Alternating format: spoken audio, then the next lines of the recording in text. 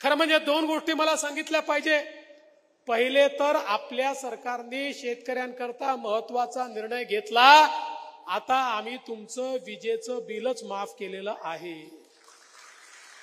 कोणत्याही शेतकऱ्याला विजेचं बिल भरावं लागणार नाही. आणि सोबत दुसरं काय केलंय?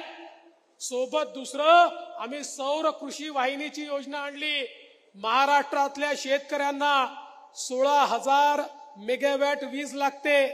त्यापैकी 12,000 मेगावॅटचं त्या ठिकाणी आम्ही हरित ऊर्जीकरण किंवा सोलर मध्ये कन्व्हर्शन सुरू केलंय, जे 1.5 वर्षात पूर्ण होणार आहे. उलट 4,000चं आता काम अजून चालू करतोय. 2 वर्षानंतर शेतकऱ्यांच्या शेतात जाणारा विजेचा युनिट हा सोलरचा असणार आहे. त्यामुळे शेतकऱ्यांना 365 दिवस दिवसा वीज आम्ही देऊ. त्यांना रात्रीच्या विजेची आवश्यकता पडणार नाही. म्हणजे विजेचं बिलही नाही आणि 24 तास तुम्हाला वीज त्या ठिकाणी देण्याचं काम आपलं महायुतीचं सरकार या ठिकाणी करताय.